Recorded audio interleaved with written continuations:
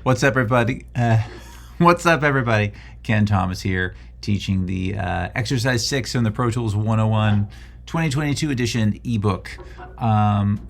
First of all, I apologize if you hear any sort of humming in the background. I'm shooting this in my office. There's lots of just humming noises here.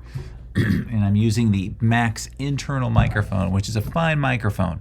But with this version of Camtasia, for some reason, they haven't figured out how to sync it up with my external audio interface as far as sample rates go. So I can't use my really good microphone for this because it drifts out of sync. So we're using the Mac microphone. But I still think it should sound pretty clear. So let's get to it. Exercise 6, setting up a MIDI session. First of all, what's MIDI mean? Musical Instrument Digital Interface. Does a MIDI clip contain audio?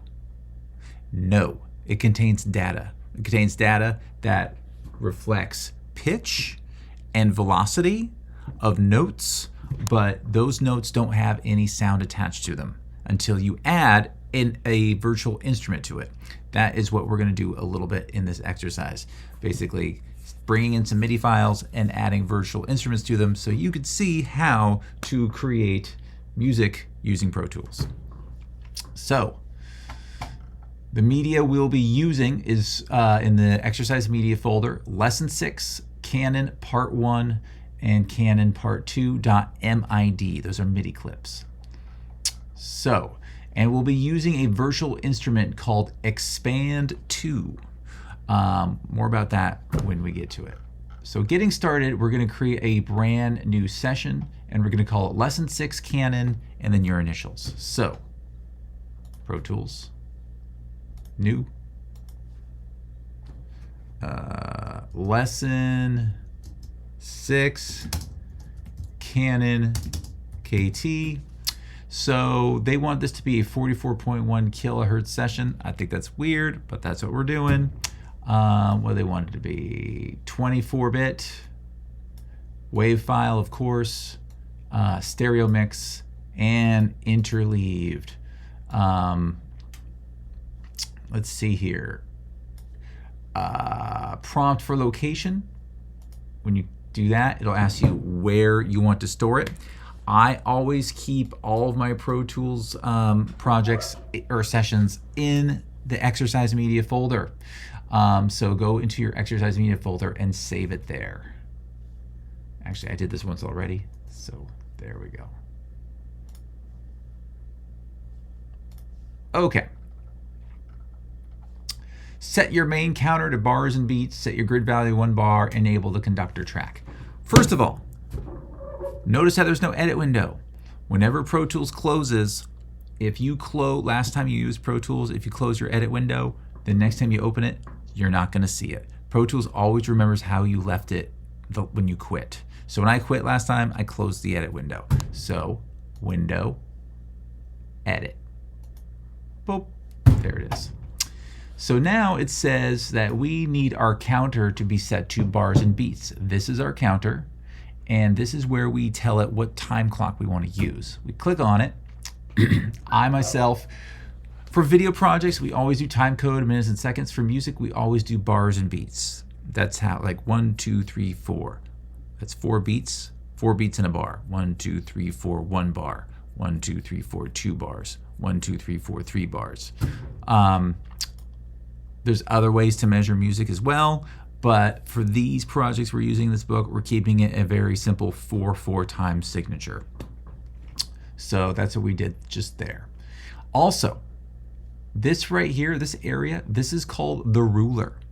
This lets you know where you are in your editing window. So right now we are seeing where we are in terms of bars and beats. We're seeing where we are in terms of minutes and seconds, and we don't have any markers, but we could add some markers as well. But we're going to add a couple of new rulers. Go up to View. This is the Edit window, so this could be Edit Window Views. We're going to add, rulers. I always do Edit Window Views. Rulers. We want to see bars and beats. As you can see, it's grayed out and checked because whenever you change your counter, it will automatically pop that ruler in because this counter always needs to reflect at least a visible ruler. So if the ruler's not there, it'll just pop it in. We should also click on tempo. We want to see how the tempo changes. So click on tempo. And now we have the tempo ruler. We'll learn more about tempo as time goes on, but tempo is basically the speed of the beat. So this tempo right here says 120. So this thing is 120 beats per minute, which is basically 2 beats a second. Boom, boom, boom, boom, boom, boom, boom, boom, boom, boom, boom, boom. Any song that has that sort of speed, that's how you say, oh, its tempo is X number of beats per minute. Then go over here. There's this little triangle up here. Click on that. This lets you open up additional little sub windows up here. And the one we want to see is called MIDI controls. If it's unchecked, check it. Mine shows up right here. Yours might show up right here. Other people's might show up right there. You just want to see this. Something that says count off and has these particular buttons. So we need to make sure that this button right here, the conductor track button, is on. The conductor track button, when it's on, lets you control the tempo the way a conductor does. If the conductor says we need to slow the tempo, they start moving their arms slower and the whole symphony slows down. So this lets you basically customize your tempo when it's turned on. So we want to have that on. This is MIDI merge. We're going to learn about this later on, but what that means is when you create a MIDI clip, rather than creating another MIDI clip, you can record additional MIDI notes inside a clip that's already made. It's kind of like taking a document and adding more words to it. You don't just create more words on a different document, you add more words to that one existing document. That's what MIDI merge is. It's like, oh, this clip has a song on it, but I want to add some more notes to it. Boom, MIDI merge. Okay, we are now going to import MIDI. We're going to import the MIDI file name Lesson 6 Canon Part 1. So, and we want to have it open up to an instrument track at the session start, and we want to import the tempo map. So, File, Import MIDI. File, Import MIDI. Remember before, this is how we imported audio? Now we're going to import MIDI. MIDI is just a file. So mine goes there automatically. Yours should too. If it doesn't, you need to navigate to the Pro Tools 101 exercise media folder and then go into the Lesson 6 folder, Lesson 6 Canon. In there, you'll see two files. You want Canon Part 1.mid. Hit open. We learned about this. If you have forgotten, please go back and read the book. There is a major difference between instrument track and MIDI tracks. We hardly ever do MIDI tracks anymore, so you always want to choose instrument track. Session start and import tempo map from MIDI file, because this is a file that was made by somebody else and they adjusted the tempo over time. So when we import it, we want to take what they've done to the tempo and we like what they did, so we want to keep it. Boom. Here you go. Let me extend this a little bit. There we go. So what have we here? Well, guitar, bass, pad, arpeggio, beat. So, and these, as you can see, these are all MIDI clips. Watch what happens when I play. Nothing. Because these, like I said, MIDI clips are not music. These are notes. You can actually look at the notes. If you, using your grabber tool, double click on any of these. Let's just double click on this first one here.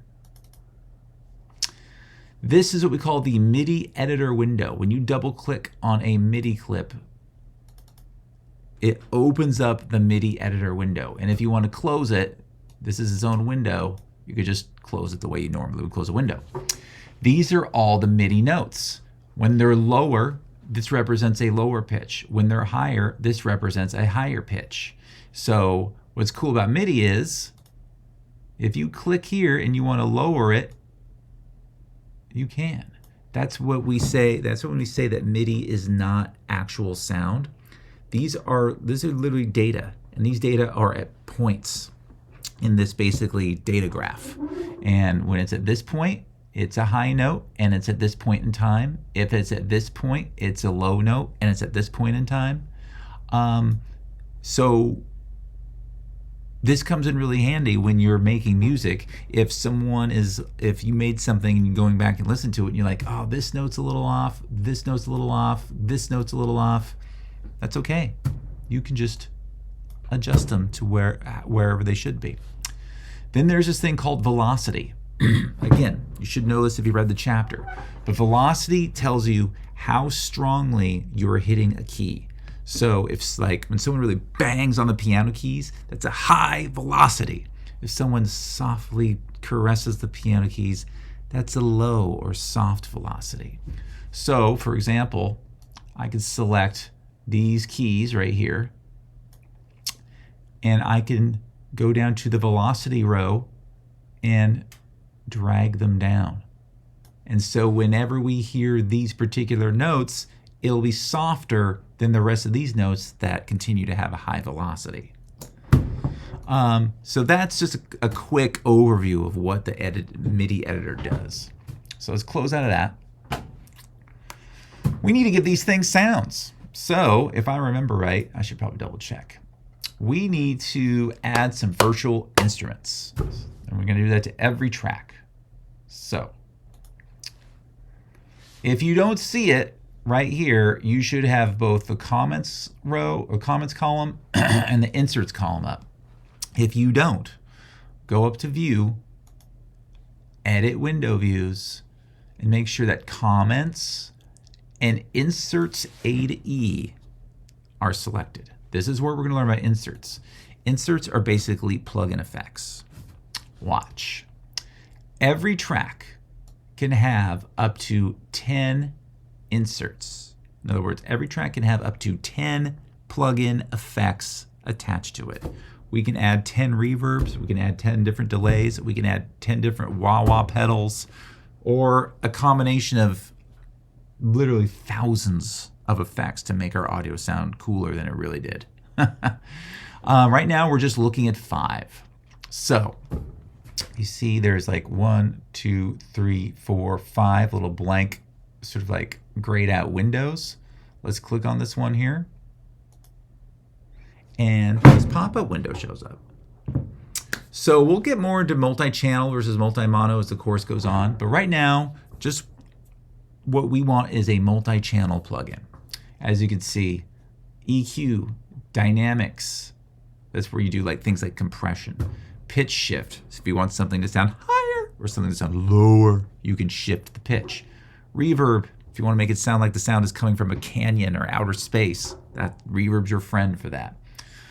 Noise reduction. If you have a file that sounds like there's a lot of static in the background and you want to reduce that background noise, A, that's going to be difficult, but B, you could at least get part of the way there if you have some noise reduction plugin effects. This is a MIDI track. This is actually an instrument track, which is a track that holds MIDI clips, and we need to give the MIDI clip an instrument sound. These are what we call virtual instruments. The book wants us to add a virtual instrument called Expand 2. Expand 2 is basically a big virtual audio processor that makes your track sound like almost any sort of instrument. Harps, guitars, drums, tubas, trombones, saxophones, pianos, organs, like electric guitars, acoustic guitars, flamenco guitars, distorted guitars. It's nuts. So click on Expand 2 and you'll see this pop up. This is the virtual instrument called Expand 2. If you do this and you see this window pop up but it's grayed out and it has this thing saying that it needs to find something, just go ahead and click on the Browse button, and it will direct you to the folder where the Expand to plugin is actually located. And you just have to click Choose, and it will connect.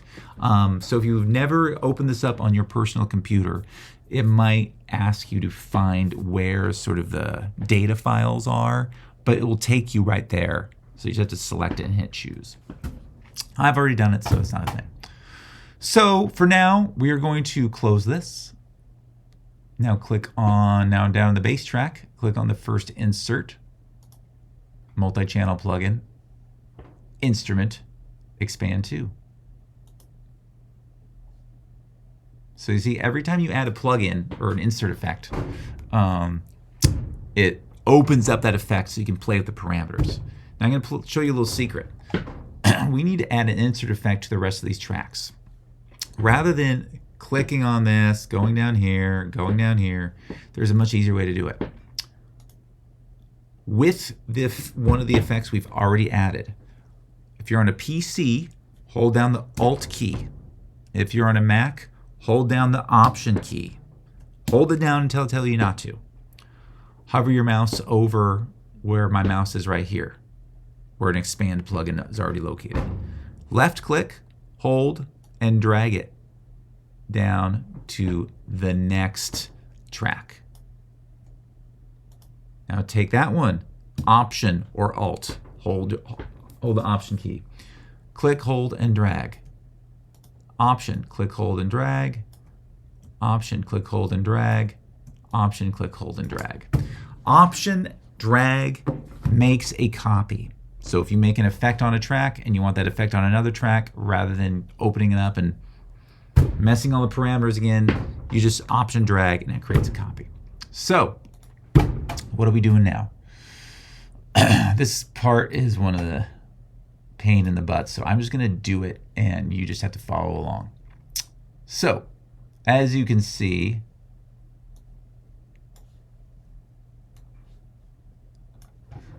the guitar needs this sort of preset. So expand to presets. Underneath the preset is a pop-up window that says Factory Default. Click on it. Look at all of these presets. This is what I'm talking about. You want it to sound like polysynths. You want to sound like brass. You want to sound percussive. You want to sound like arpeggios. You want to sound like organs. You want to sound like strings. And inside each of these folders is a bunch of presets. So what they want us to do is, let's see here, guitars, finger nylon acoustic. And now this track has been told to have a sound that sounds like a finger nylon acoustic guitar. So let's see if we can play that.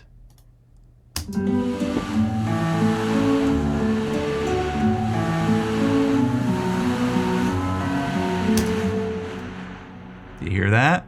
We just gave this track sound. So let's go on to the next one.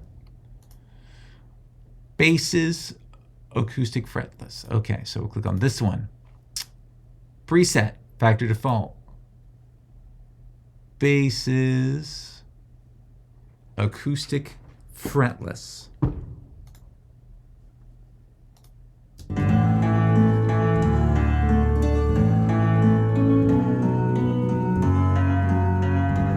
See, now this bass, these notes now have a sound. There's still no music on here.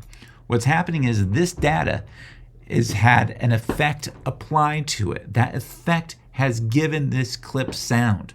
There is no sound on this clip. This clip is being played through an effect. Pad. Okay, oh. So it's just really following one by one by one by one. There's that one. Arpeggio is 902.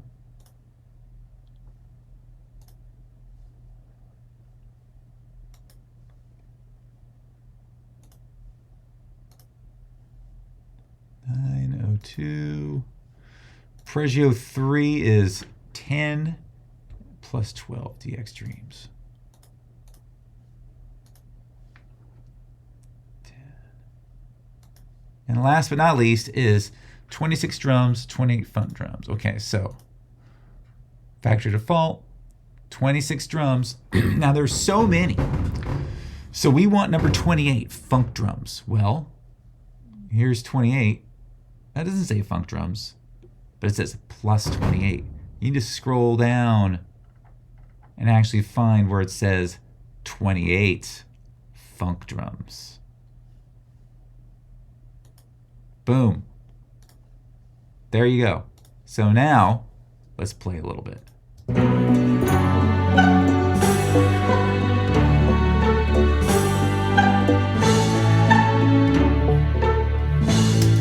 There we go. We just made a song by adding a bunch of effects. Isn't that nuts? Okay, so when you play back your session, you should be hearing the music properly. If you're seeing meters but not hearing your tracks, use what you've learned so far in this course to make sure their outputs are routed correctly. So, these are our meters. There's no sound right here, so this one doesn't have a meter, but there's notes here, so this has got some metering. This one is, the reason this is so is because this is actually being played through another track. We haven't gotten to it yet, but that is what's going on here. Now, if you're seeing the meters but you're not hearing it, what do? Set up playback engine. Make sure your playback engine is actually outputting to something that you can hear. I'm on a Mac. I'm hearing this on my MacBook Pro speakers, so my playback engine is the MacBook Pro speakers. If you're on a MacBook, choose this for your playback engine. If you're on a PC, you want to choose whatever your sound card is, or if you're using one of our PCs, you want to choose the ASIO for all, and that will allow you to hear it.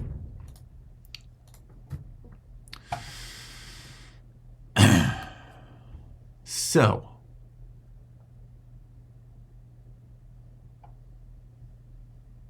let's see here. Is the tempo too fast? Make sure the conductor track is enabled. The session should play at 45 beats per minute with a gradual decrease at the end.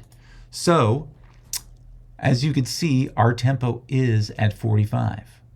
And when you go over here, you can see it says 14.4. And right here, this area right here, all these little, like, if you zoom in a little bit, this represents basically keyframes of the tempo going down.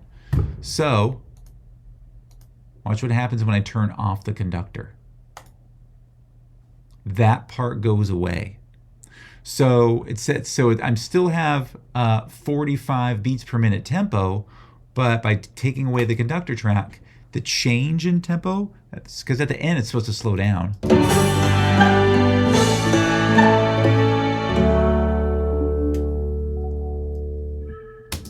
You hear how it slowed down? That was a change in tempo. But, if you take that away,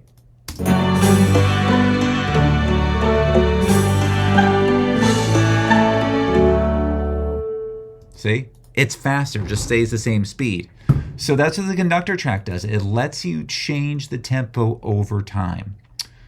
And you can see too, look when I turn it off, it shortens in length. Because when you slow something down, you're making it longer. So by turning the conductor track on, I'm letting what the author of this piece did, slow down the tempo at the end, I'm letting that stay in here, making the piece a little longer at the end.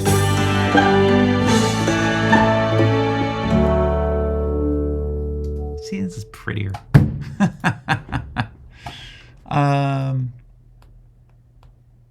Show the instrument Edo window view. Make sure the MIDI output on the track is pointing to the right plugin on the right track. Okay, so let's look at this.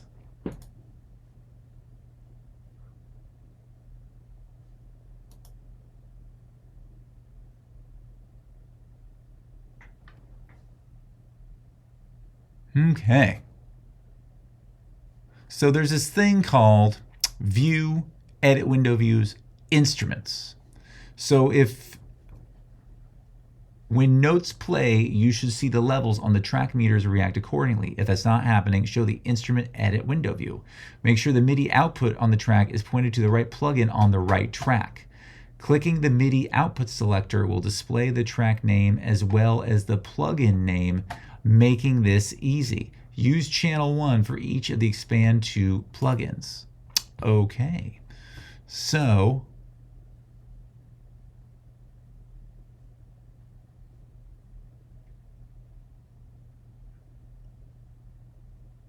interesting. So this is a little advanced, but if you open up the Edit Window View, Instruments, you can actually send the sound from this track to go through a different, like if I'm saying, you know what, I like this bass one, but I want this bass to sound like an arpeggio, and then I could tell it to do that one instead. So apparently the pad, right now, we're not hearing the notes. See how there's no meters there? Same with the arpeggio here. So I guess what's happening here is this one needs to be pad expand to channel 1. And you see how the arpeggio, even though there are notes here, we're not seeing anything. So here, again, this is in the instrument column. Here, we need to make sure arpeggio 1 is going out of channel 1. And then arpeggio 2, we want to make sure that we're on arpeggio 2. Arpeggio 2 needs to go out of channel 1. And arpeggio 3 should also go out of channel 1. And the bass should also go out of channel 1. Nope, this is guitar. There we go. This is the bass. And this is the beat.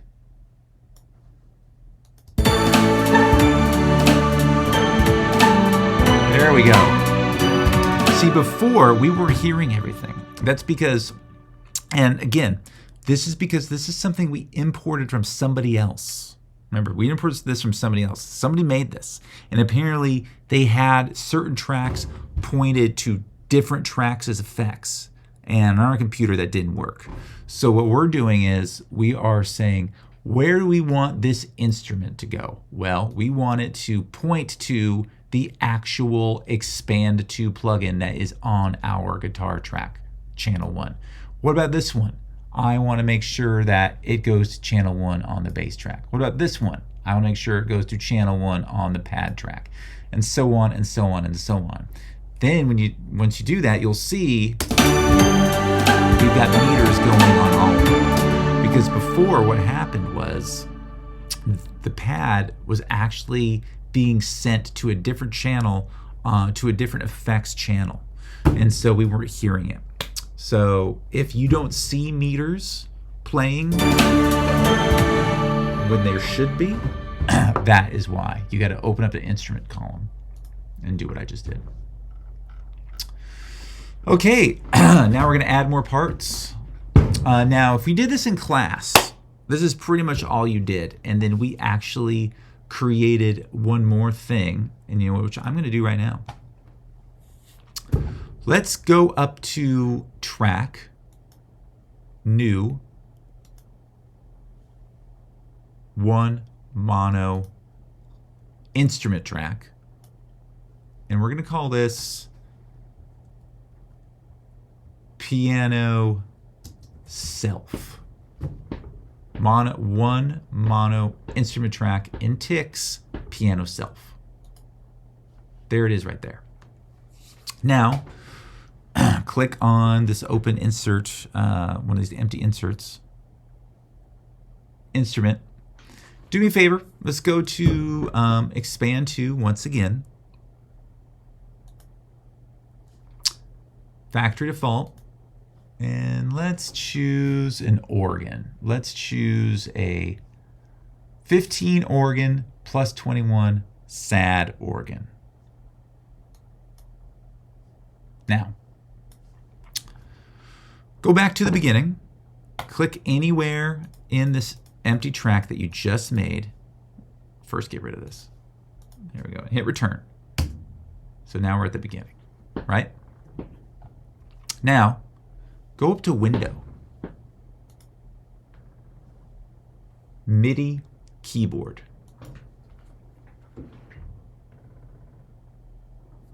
Hold on 1 second.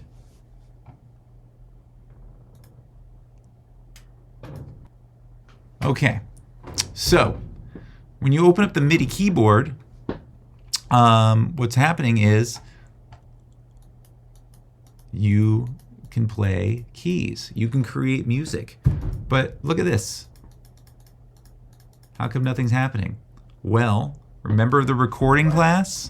We have to record enable the track in order to get sound out of it. So right here on the piano self track that we created, hit the record enable button. Now hit the keys.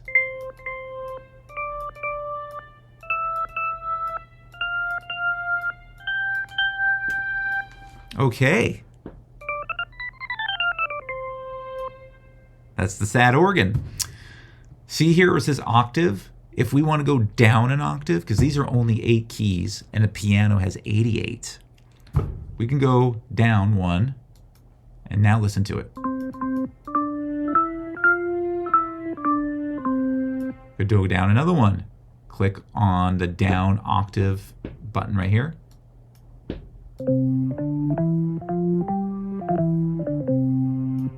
Okay, now we have velocity. This is how hard you hit the keys. It always starts at 100. Let's go ahead and, see where I'm clicking right here? Let's click it up to all the way to the top. And now watch, listen, it should go bang, bang, bang when you hit it. Now let's take it down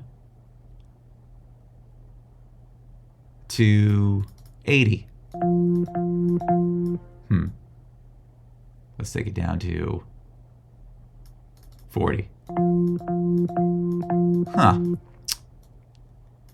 Let's bring the octave up.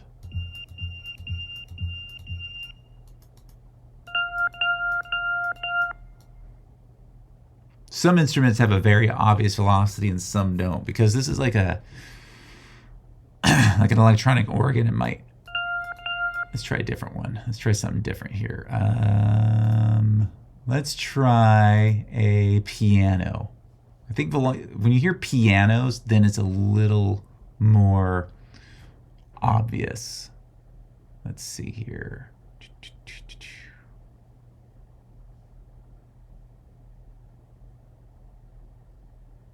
There it is, acoustic piano. So let's play a natural grand piano. Acoustic piano, natural grand piano. There we go.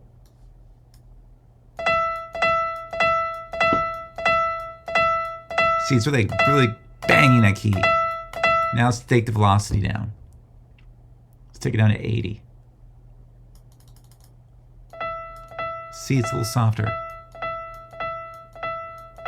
Let's bring it back up all the way.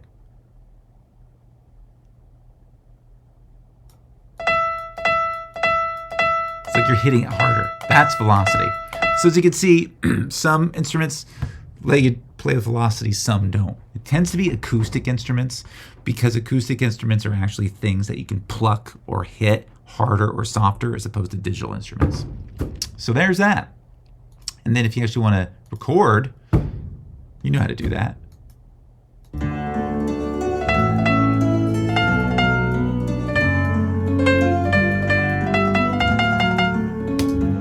There you go. And now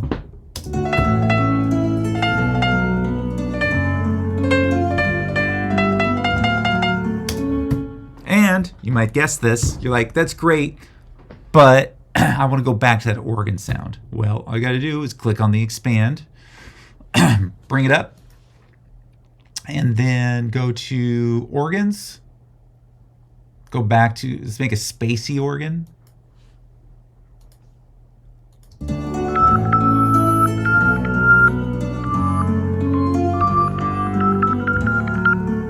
Not the best, but you get the idea. So that's what's so cool about MIDI.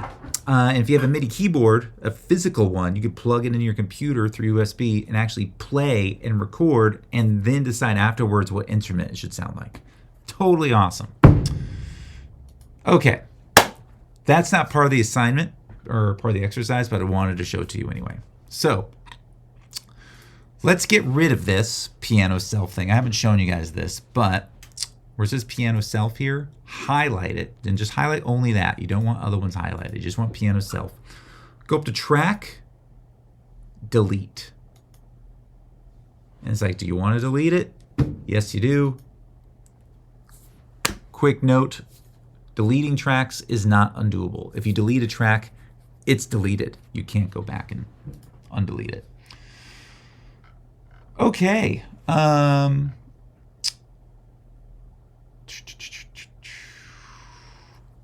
Oh, adding more parts. Here we go. Let's import the MIDI file and just the clip list as a destination for these clips. Okay, so file, import MIDI number 2, and we are going to make it part of the clip list over here. There it is right there. It imported lead 1 and lead 2. Apparently that MIDI file is comprised of 2 clips. Drag. Okay, so now we need to create a few new tracks. 2 MIDI tracks named lead 1 and lead 2, and 2 auxiliary tracks named lead 1 6 and lead 2 6. Okay, so track, new, create 2 new mono MIDI tracks. Actually, no, this is what we'll do. We'll create 1, and we'll call it lead 1. Then hit the plus button. Create 1 mono MIDI track. Call it lead 2. Create 1 stereo aux track. You're going to learn about aux tracks.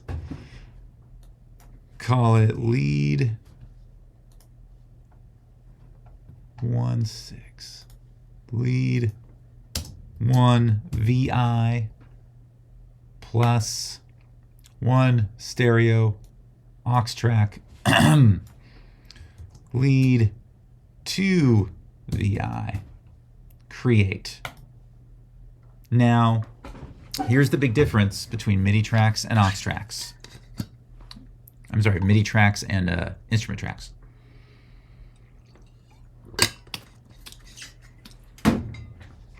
These are instrument tracks. They can take MIDI clips. They let you attach virtual instruments to them as an insert. Here's a MIDI track. Also could take MIDI clips, but no inserts. What gives? I'll show you.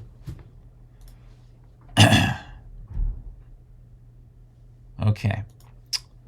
So go into shuffle mode up here. Take lead 1 and pop it into the lead 1 track. And the reason I go into shuffle mode is because I want this to start at the beginning. And that's what shuffle mode is. Shuffle mode, when you drop something in there, it clips it to the beginning of the track. Lead 2. Boom. Now get out of shuffle mode by clicking on slip and see when it's slip mode, you can move it around. So how do I make this clip, which does not contain audio, have sound? Get ready. Assign the following presets to each auxiliary 2 plugins. So lead 1 6, soft leads, Eurodance. So this is the old way of doing it. Back in the day, people would record MIDI into their computer, and they would go out of the computer and it would get what's called routed into a piece of hardware, and that hardware would create the sound. We do that in our software now. So if you have a MIDI track, you route the track to an aux track. An aux track's purpose is to only add to something that's already there. So this will get routed to this track right here. But as long as we put an effect here, then that effect will grab on to this MIDI clip and it will make sound. So soft lead, zero dance.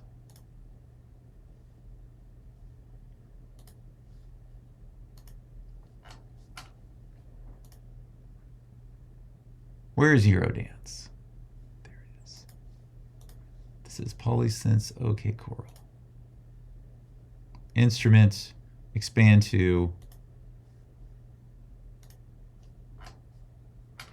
Polysynth's OK Choral. And you're like, okay, what do I do now? Well, route the output of each MIDI track to the corresponding virtual instrument.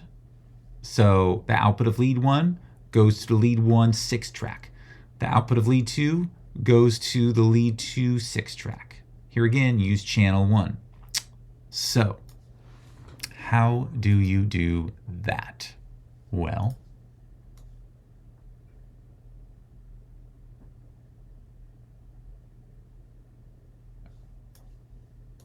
like this. View, view, edit window views. We're going to open up one more edit window view, I/O. What's it stand for? Input output. Okay, so as you can see, you can also route each track's input, as in like, I want this track to have a microphone, or I want this track to, or I want this track to output to these speakers, or whatever.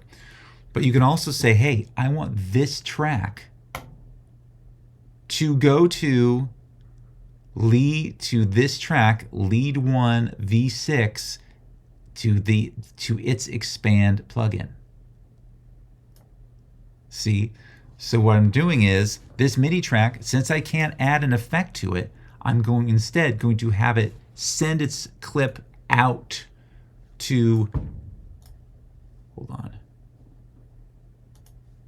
to this track, which has this effect on it. So lead 1 6, expand 2, and it's going out channel 1. So where do you think this one's going to go? To this one. Lead 2 goes to lead 2, expand channel 1. So now when we play it,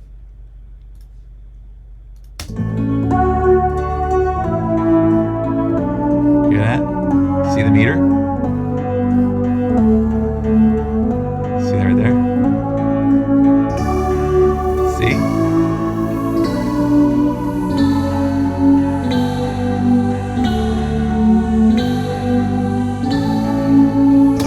So that's the difference between a MIDI track and an instrument track. An instrument track, you could just pop the effect you want on the track itself that's got the MIDI clip. A MIDI track, there's no place to add the virtual instrument, so you have to make an aux track. And an aux track is a track whose sole purpose is to get stuff routed into it so it can affect that track that's being routed into it in some way. That's what happened here. Okay, editing MIDI. This is super quick and easy. I am losing my voice, so if you want to stop here, go ahead and stop here. This is a lot to learn in one lesson for audio post people, so this is plenty. If you've done this, take a picture of the screen and send it to me and you're done. But if you want to do a little extra, keep going into editing MIDI, and what that'll do is you'll learn about grid mode. And what the grid mode is basically a mode that will, see, these are grid lines. So right here where it says grid, you turn on the grid, you go into grid mode, and then what happens is you can move stuff around by grid points. So if I wanted to, for example, move this.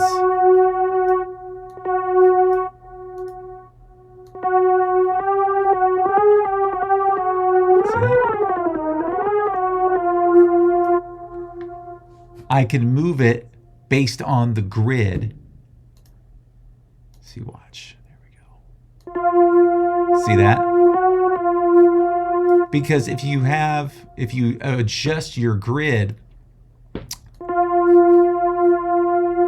like if I want to make really fine adjustments, but I still want to be tethered by some sort of beat or some sort of tempo, so it's not totally chaotic, then I can make my grid. This is an 8th note grid. So you can see it will only place it on the 8th note. So do, do, do, do, do, do, only at those points and no point before or after. And that still keeps it on the beat. So that's what grid mode is. A lot of musicians use it when they want to move stuff around but still keep it on the beat. So you're going to learn more about that in the rest of this chapter. And you saw me, you can actually just click on something and literally just adjust it. You can also use your you can also, let's see, I always forget which one it is. Oh, your trim tool. You can use your trim tool, right? Which is in, this is it. You can use your trim tool, which is in the MIDI editor window, to make notes longer or shorter.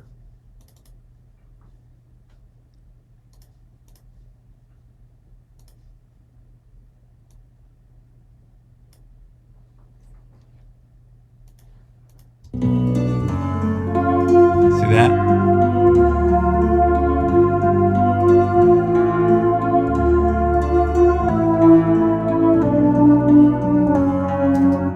You can also move this stuff up and down.